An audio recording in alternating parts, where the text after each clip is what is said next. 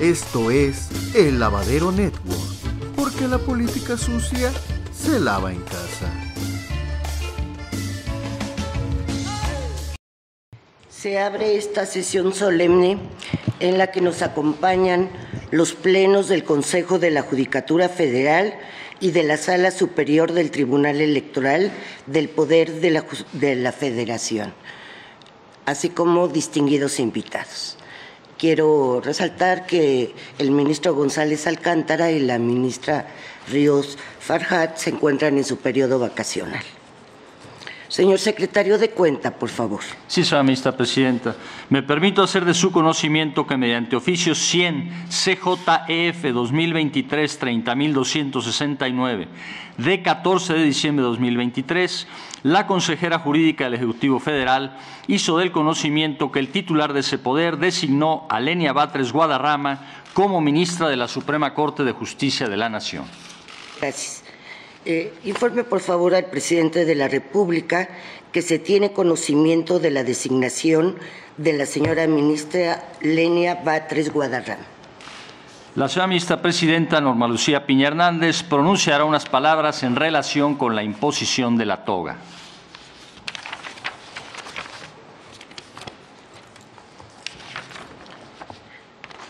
Respetable señora ministra Lenia Batres Guadarrama, en este acto procederé a imponer a usted la toga magisterial que por decreto del Congreso de la Unión del 8 de abril de 1941 corresponde vestir a los ministros y a las ministras de la Suprema Corte de Justicia de la Nación al concurrir a las audiencias del Pleno y de las salas, así como a los actos solemnes.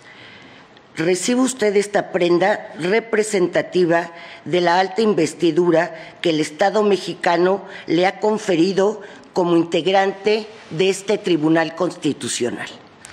La señora ministra presidenta Norma Lucía Piña Hernández impondrá a la señora ministra Lenia Batres Guadarrama la toga y hará entrega de la credencial correspondiente de un distintivo. Se ruega a los presentes ponerse de pie. Señora ministra Lenia Batres Guadarrama, por favor, pase al frente.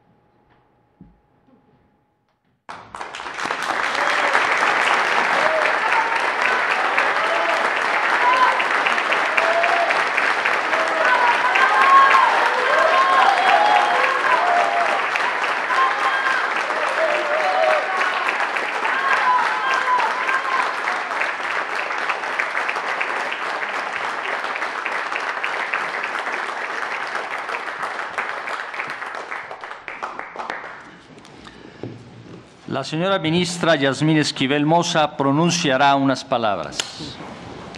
Tiene la palabra la señora ministra Yasmín Esquivel.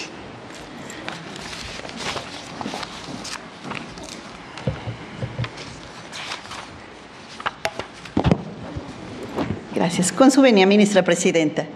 Señora ministra Norma Lucía Piña Hernández, presidenta de la Suprema Corte de Justicia de la Nación y del Consejo de la Judicatura Federal.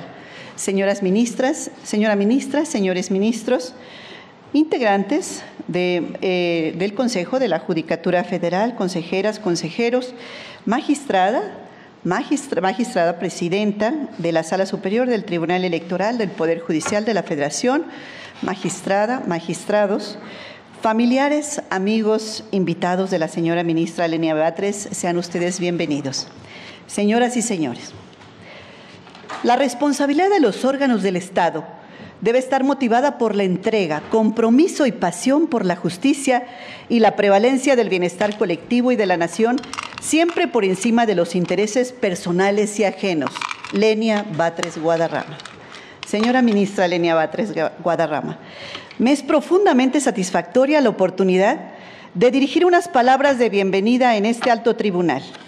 La señora ministra Lenia Batres Guadarrama es la 15ª ministra mujer en ocupar esta posición en toda la historia de la Suprema Corte de Justicia de la Nación, la mujer número 15. Aquí, a partir de hoy, concurrimos a integrar el Tribunal Pleno 5 mujeres, 5 ministras. Constituye un hecho inédito y por demás significativo si consideramos que en los más de 200 años de historia de la Corte Suprema, alrededor de 500 hombres han formado parte de ella y hoy tan solo 15 mujeres la hemos integrado. Resulta alentador que la integración de mujeres en las cúpulas de poder en nuestro país sea signo de este tiempo, el que se reconoce la igualdad de derecho a participar en la vida pública y en la construcción de nuestra nación, con lo que se ve nutrida en una visión plural e incluyente, una república para todas y todos. Hoy vienen a mi memoria las palabras que en alguna ocasión pronunciara la jueza de la Corte norteamericana, Ruth Bader Ginsburg, cuando en ocasiones me preguntan, ¿cuándo habrá suficientes mujeres magistradas de la Corte Suprema de los Estados Unidos? Yo digo, cuando haya 9. Las personas se quedan impactadas, pero ha habido 9 hombres y nunca nadie lo ha cuestionado. Hoy constatamos la presencia de una mujer más en el Pleno de esta Suprema Corte. Constatamos también la convicción política del Ejecutivo Federal, ya que en los últimos 4 nombramientos han sido mujeres, apostando a su talento por la igualdad de género y por la no discriminación. Y no es porque se trate de la mitad de las mujeres como una mera cuestión de número. Se trata de hacer realidad y de hacer efectivo el derecho a la igualdad. También la oportunidad de aportar nuestra visión y talentos para enriquecer el quehacer cotidiano de nuestras instituciones, para construir una auténtica sociedad democrática. Por ello es que me congratula la llegada de la ministra Lenia Batres Guadarrama, a la que hoy tengo el placer de dar la bienvenida a nombre propio y de mis compañeras y compañeros que integramos el Pleno. La ministra Batres Guadarrama nació en la Ciudad de México, en el seno de una familia de arraigados principios y convicciones sociales. Su padre, don Cuauhtémoc Batres, reconocido activista de izquierda, infundió a sus hijos férreos valores morales como la honestidad, honradez, trabajo, integridad, rectitud e independencia, pero sobre todo sensibilidad social. Don Cuauhtémoc, he aquí los frutos de la formación de sus 5 extraordinarios hijos.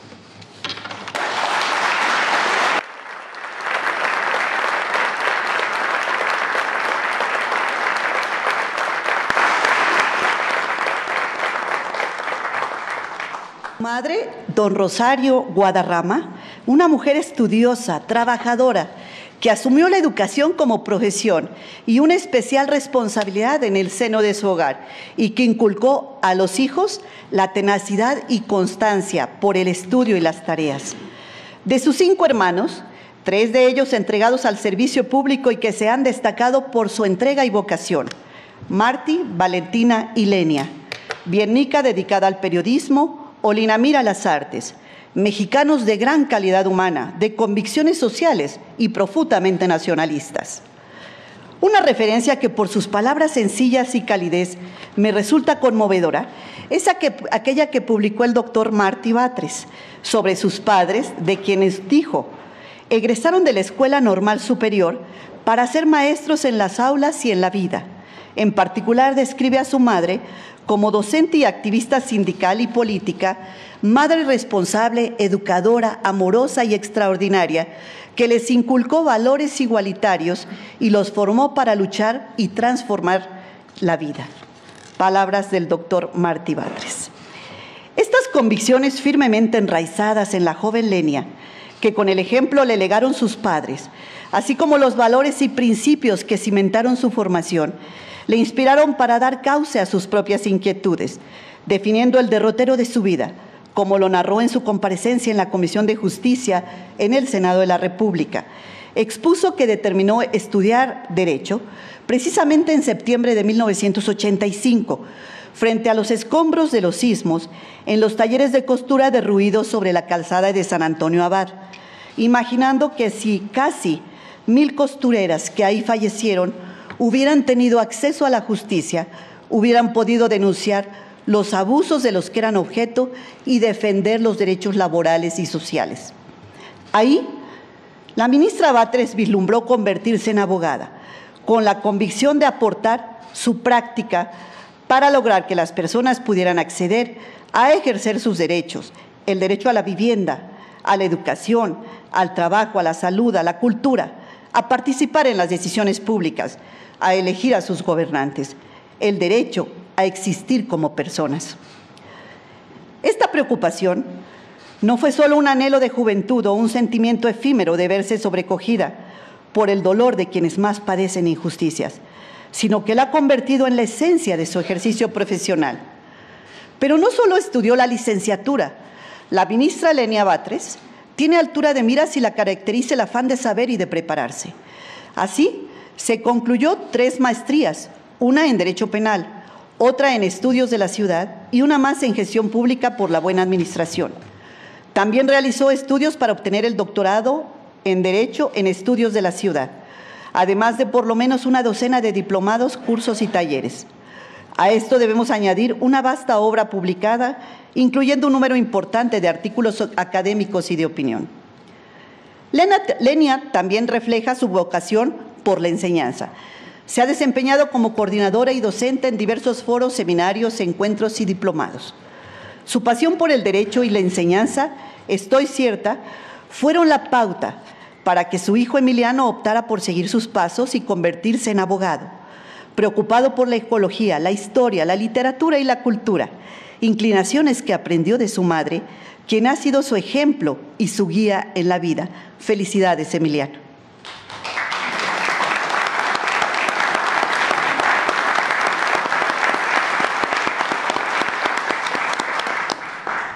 La excelencia académica que distingue a la ministra Batres le ha valido obtener el Premio Mexicano de Sociología 2017-2018, otorgado por el Colegio Mexicano de Sociología, y el doctorado honoris causa otorgado por el Claustro Mundial Universitario. Mujer inquieta, de convicciones irrenunciables, congruente y con una profunda preocupación por alcanzar la justicia social. Su ejercicio profesional de 29 años no quedó acotado en las aulas, lo orientó también hacia el servicio público. Además de haber sido diputada federal en la 57ª legislatura, ocupó otros diversos cargos en la misma Cámara de Diputados, así como el gobierno del entonces Distrito Federal y del ahora Ciudad de México. Su presencia en el ámbito legislativo le llevó a impulsar y participar en la elaboración e innovación de instrumentos jurídicos, iniciativas de ley, reglamentos, decretos, acuerdos, lineamientos, normas, para diseñar programas y políticas sociales, regularizar vivienda, facilitar trámites, disminuir costos y en general para coadyuvar y hacer efectivos diversos derechos de las personas. Mediante una relevante iniciativa de reforma que propuso en 1998, modificar el artículo 18 constitucional para crear un sistema de justicia penal para menores, se dio paso a lo que hoy se constituye el sistema de justicia penal para adolescentes, actualmente en vigor gracias a la iniciativa de hoy la ministra Lenia Batres.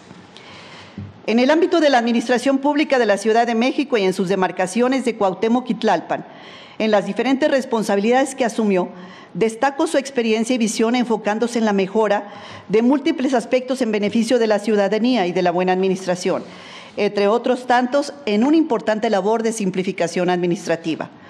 En las últimas fechas, se desempeñó como consejera adjunta de Legislación y Estudios Normativos de la Consejería Jurídica del Ejecutivo Federal, por lo que ella conoce la importancia de que cada acto de autoridad esté debidamente fundado y motivado y apegado a las leyes y a la Constitución.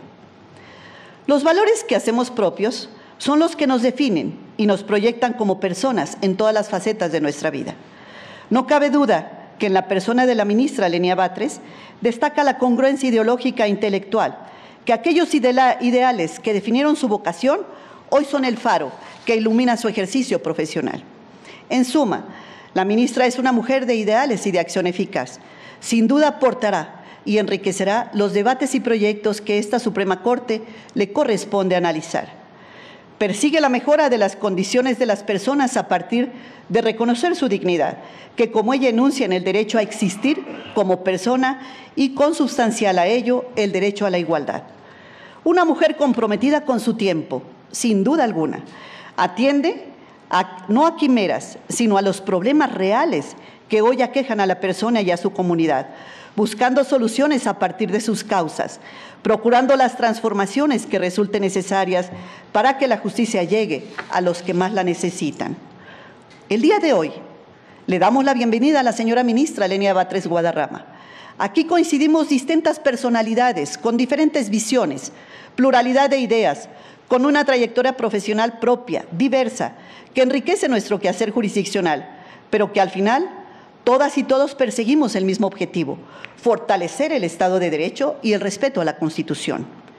Señora ministra Batres Guadarrama, estoy cierta que su incuestionable dedicación por el derecho, su convicción en la lucha por la justicia social, su preocupación y ocupación por el derecho de toda persona a una vida digna, su profundo sentido social, sus ideales democráticos, así como el bagaje de su experiencia profesional en el ámbito legislativo y administrativo, en los distintos niveles de gobierno, serán la guía en el desempeño de su responsabilidad constitucional en este máximo tribunal de la nación.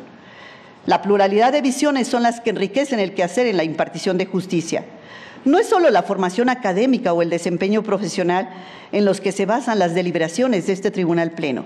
Somos mujeres y hombres que lo conformamos, que con nuestras individualidades y particularidades generamos criterios jurídicos que dan cauce a la impartición de justicia en todos los niveles de nuestro país. Hoy se une a este máximo tribunal una mujer que con una visión social nutrida, no solo por los principios e ideales, sino por la experiencia y el desempeño en el servicio público que ha sido probado y que se ha materializado en acciones que ha brindado bienestar a las mexicanas y los mexicanos. Hoy se suma a este alto tribunal de México una mujer admirable, tenaz, madre entregada, abogada con profunda vocación social, servidora pública comprometida y que ha puesto al servicio de la nación sus talentos y convicciones y que abonará en mucho a la impartición de justicia en México. Sea usted bienvenida a este pleno y a esta Suprema Corte de Justicia de la Nación, ministra Lenia Batres. Muchas gracias.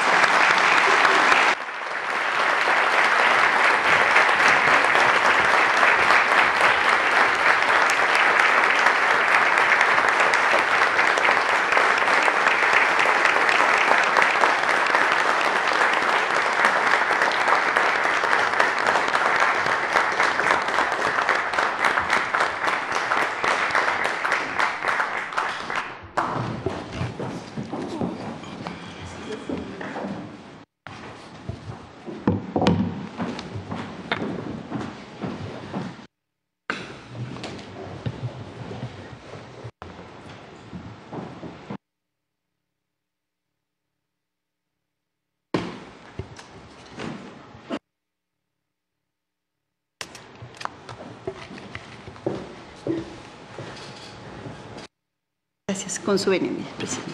Gracias. La señora ministra Lenia Batres Guadarrama pronunciará unas palabras. Tiene la palabra la señora ministra Lenia Batres Guadarrama.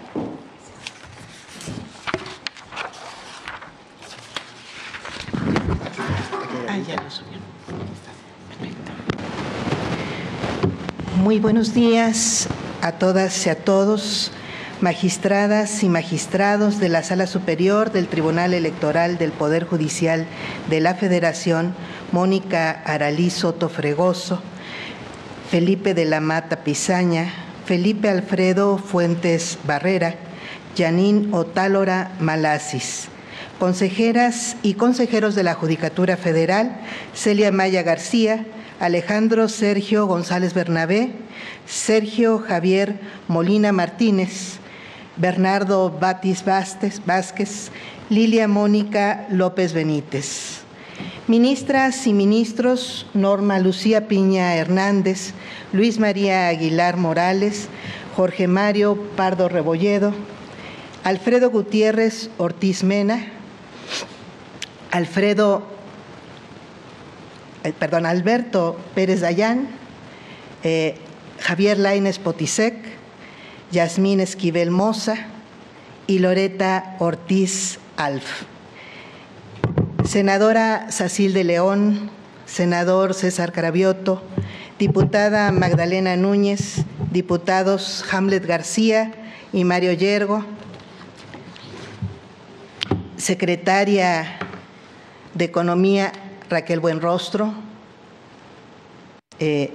secretario de Desarrollo Agrario, Territorial y Urbano Román Meyer Falcón, secretario de Energía Miguel Ángel Maciel Torres, consejera jurídica del Ejecutivo Federal María Estela Ríos González, distinguidos funcionarios del Gobierno Federal César Yáñez, Edna Vega, Jesús Ramírez, Diana Tecontero, Claudia Nogales, Eduardo Méndez, Sheila Zamora, estimada Seréndira Cruz Villegas y Berta Alcalde, jefe de Gobierno Martí Batres, secretario de Gobierno Ricardo Ruiz, secretario de Bienestar Social Luis Gerardo López Hernández y distinguidos funcionarios del Gobierno de la Ciudad de México, Fiscal General de Justicia de la Ciudad de México Ernestina Godoy Ramos, abogadas y abogados, amigas y amigos, a cada una y a cada uno de ustedes agradezco infinitamente su presencia. Agradezco especialmente a mi papá, Cuauhtémoc, a mis hermanos, Viednica, Martí, Valentina y Toñita, y a Toñita, Kid, Dani y Rodrigo, a mi hijo Emiliano y a mi sobrina Erandi. En las últimas décadas hemos visto con enorme esperanza el cambio de paradigma constitucional en el mundo y en México, sobre todo a partir de la reforma de 2011. Los derechos humanos, su ejecutabilidad y justiciabilidad se encuentran ahora en el centro de nuestro derecho constitucional. En otros tiempos se sabía que el reconocimiento constitucional de derechos no iba necesariamente unido a su garantía e incluso tuvimos leyes que abiertamente los contravenían. Ahora nuestra Constitución prevé que es deber de las autoridades mexicanas promover, respetar, proteger y garantizar todos los derechos humanos conforme a los principios de universalidad, independencia, indivisibilidad y progresividad, así como prevenir y sancionar, además de reparar sus violaciones. Esta Corte ha emitido criterios importantes para garantizar la no discriminación por razones de origen étnico, color, idioma, religión y opinión política, entre otras, así como para hacer posible el ejercicio del libre desarrollo de la personalidad, de nuestro derecho a fundar una familia y a su diversidad, el derecho a la propiedad, a la libertad de pensamiento, de conciencia y de religión, a la libertad de opinión y expresión, a la libertad de reunión y de asociación y a participar en el gobierno por medio de nuestros representantes. Sin embargo, existen derechos poco desarrollados, tanto legislativa como instrumental y jurisdiccionalmente. Estos derechos corresponden básicamente a dos ámbitos: el de la igualdad y la justicia social y el de la seguridad ciudadana y las garantías penales. El derecho al trabajo, a la seguridad social y al descanso, el derecho a la salud y a la atención médica, a la educación, a la cultura y a la ciencia, a la vivienda, a la alimentación y al vestido, a gozar de un medio ambiente sano, son derechos que requieren también de un bloque de constitucionalidad que coadyuve a su promoción, respeto, protección y garantía. Son millones de mexicanas y mexicanos los que aún se hallan lejos del ejercicio de la dignidad personal que les puede proporcionar el acceso a estos derechos sociales. También requerimos para el disfrute de la seguridad ciudadana políticas, normas y mayor armonía entre las acciones de los tres poderes hacia el combate de la incidencia delictiva por un lado y con relación a la normativa sobre el tema.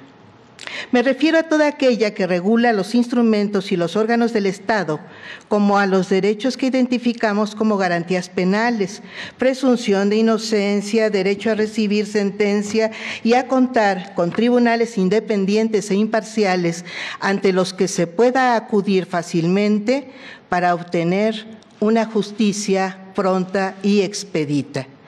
No tenemos un problema ideológico, sino una responsabilidad de Estado para proporcionar a la sociedad mexicana seguridad ciudadana, investigación de delitos y sentencias justas. Si algunos elementos de las policías preventivas ministeriales o de la Guardia Nacional cometen errores en el llenado, por ejemplo, del famoso informe policial homologado, los juicios deberían tener algún momento procesal para subsanar esos errores, es decir, para que opere la suplencia de la queja en favor de las víctimas, en vez de generar impunidad en la persecución de los delitos. Lejos, en este tipo de problemas, es en los que se esperaría un fuerte activismo judicial de una Corte sensible al principal problema del país que desde hace un cuarto de siglo nos aqueja. Lejos de ello, tenemos una Corte enfocada en casos que tienen fuertes implicaciones políticas, que incluso involucran afectaciones al orden público y al interés social, como la declaración de invalidez de leyes o de normas que buscan proteger los bienes nacionales, caso de la ley de la industria eléctrica, o distribuir el poder, como la Ley General de Instituciones y Procedimientos Electorales. Por cierto, tanto en el caso de carpetas de investigación como en el de las reformas de ley declaradas inválidas, que consideran únicamente errores de procedimiento y no estudian el fondo de los asuntos, es decir, su presunta inconstitucionalidad, la Constitución prevé en su artículo 17 que las autoridades deben privilegiar la solución de los conflictos sobre los formalismos procedimentales. El Poder Judicial no lo está cumpliendo. Esta Suprema Corte, por otro lado, se ha extralimitado. El carácter inimpugnable de sus decisiones la ha llevado a confundir jerarquía de la Constitución con jerarquía de la instancia. La Corte se ha colocado por fuera y por encima del trabajo que realiza la Auditoría Superior de la Federación, impidiendo efectuar auditorías de desempeño.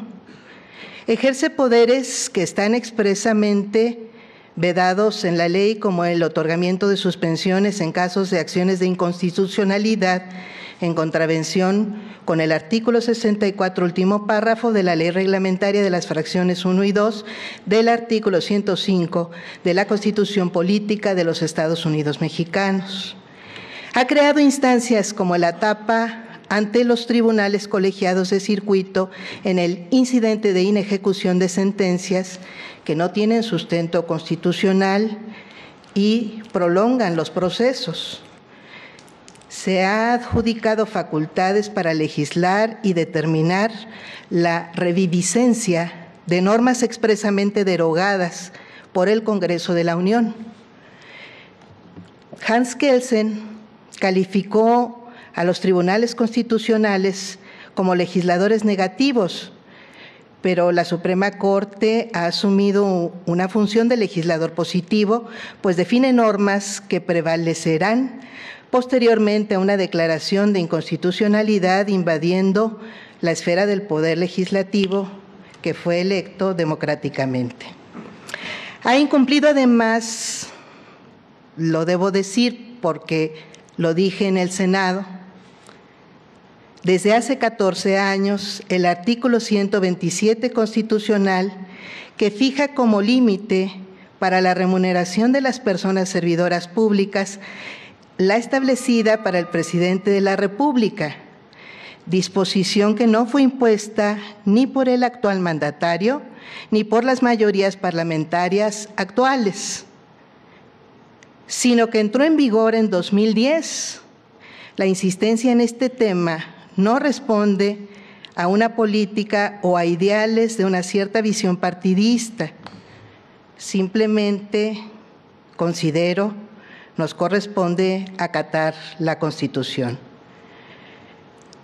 Estos que he denominado excesos, que no tenemos, indican que no tenemos una Suprema Corte subordinada a la Constitución, sino una Constitución subordinada a la Suprema Corte, al grado de que se escucha entre litigantes decir, ¿y qué dice la Constitución al respecto? Lo que indique la Suprema Corte. Se ha olvidado que vivimos en un país de tradición romano-germánica, es decir, de la familia del derecho continental, en la que la jerarquía de las fuentes del derecho es clara y siempre ha tenido preponderancia a la ley como manifestación de la voluntad general. La jurisprudencia es interpretación de la ley únicamente, no puede estar por encima de esta y menos de la propia Constitución. Se confunden quienes asumen que recientemente transitamos a una cultura jurídica distinta por la reforma constitucional de marzo de 2021. En realidad, lo único que se hizo con ese cambio fue simplificar requisitos para establecer jurisprudencia. Pero no hemos cambiado de cultura jurídica ni de familia del derecho. Tan es así que la jurisprudencia en nuestro país, incluso después de esa reforma y los constantes cambios legales, sigue siendo obligatoria únicamente para las autoridades jurisdiccionales. La jurisprudencia no goza de la característica de generalidad que sí poseen las leyes mexicanas. La Suprema Corte no puede seguir tomando decisiones anticonstitucionales amparada en que sus decisiones son inatacables. Es cierto que los juicios deben tener una instancia de cierre, pero eso no quiere decir que los acuerdos generales o las jurisprudencias que dicta la Suprema Corte puedan estar por encima de la Constitución o de las leyes mexicanas. Por eso me he atrevido a hablar de excesos. Una cosa es que la Suprema Corte y el Consejo de la Judicatura tengan facultades reglamentarias para facilitar vía acuerdos generales la impartición de justicia, y algo muy distinto es que esos acuerdos tengan validez general y se conviertan o funcionen como ley suprema de la Unión. Podrían decir que la Suprema Corte sí es el órgano supremo en el país porque puede anular leyes por mayoría calificada, pero se equivocan porque si actuara como verdadero tribunal constitucional no prevalecería la Suprema Corte, sino la Constitución.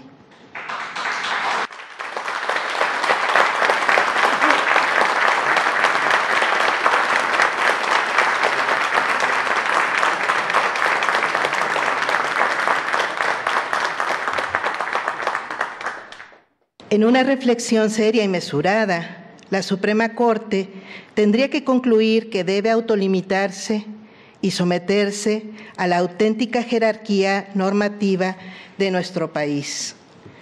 Termino este mensaje comentando que estoy contenta, muy contenta, realmente conmovida por cuantiosas felicitaciones que he recibido al llegar a esta corte.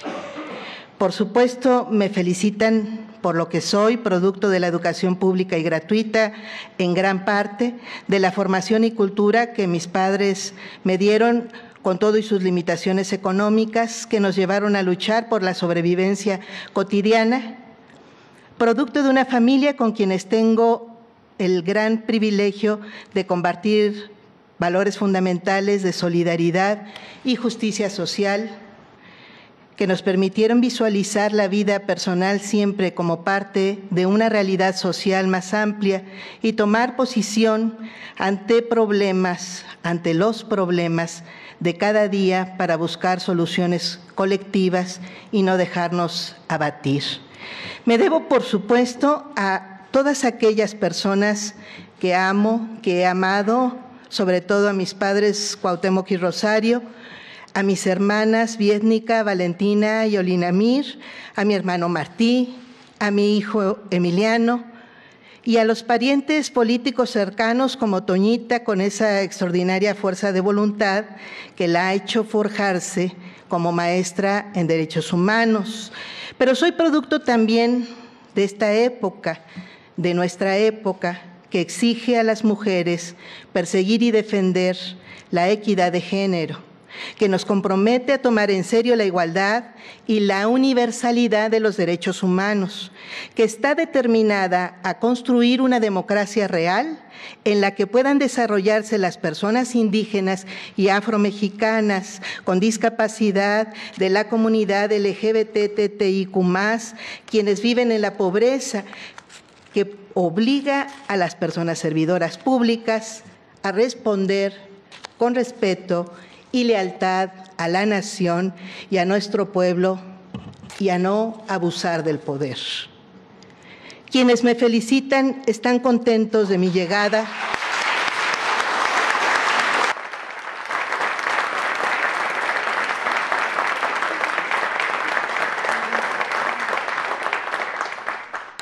Por esas razones, pero también porque ven varias reivindicaciones en esta Suprema Corte. La llegada de la paridad o casi de las mujeres, la llegada de personas tangibles, terrenales, con problemas comunes, la llegada de visiones distintas a las predominantes del constitucionalismo mexicano, la llegada de visiones críticas de este Poder Judicial. Quien crea que puede ridiculizarme por provenir de este pueblo mexicano, no sabe la fuerza y la grandeza que me está atribuyendo.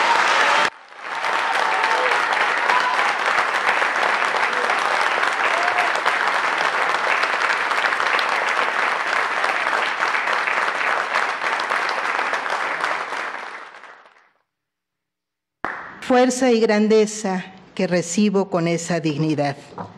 Ministra del Pueblo, me han dicho, y es un enorme halago, una misión grande que acepto con honor y con la responsabilidad que merece. Los sabios constituyentes de 1917 nos dieron lecciones que duran hasta nuestros días. Heriberto Jara decía que no se concibe la libertad política cuando la libertad económica no está asegurada, tanto individual como colectivamente. Tanto refiriéndose a personas como refiriéndose a pueblos, como refiriéndose a entidades en lo general. Esa libertad económica de la que hablaba Heriberto Jara sigue siendo el gran pendiente de la justicia mexicana. Trabajemos hacia allá.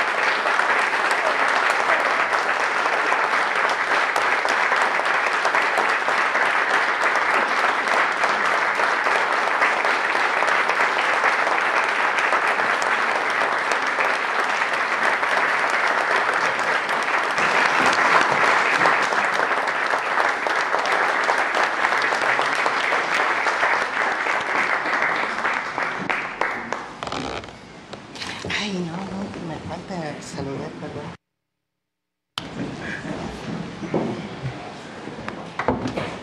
Muchas gracias. No, ¿de qué?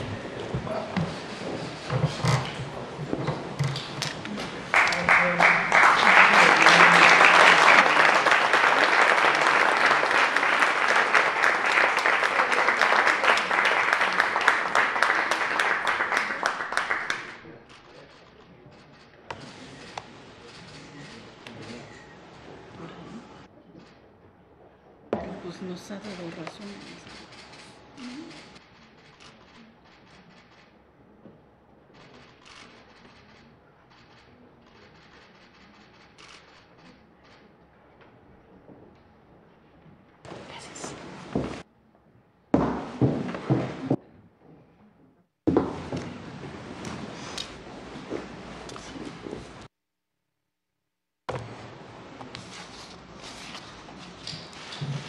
Me permito proponer a las señoras y a los señores.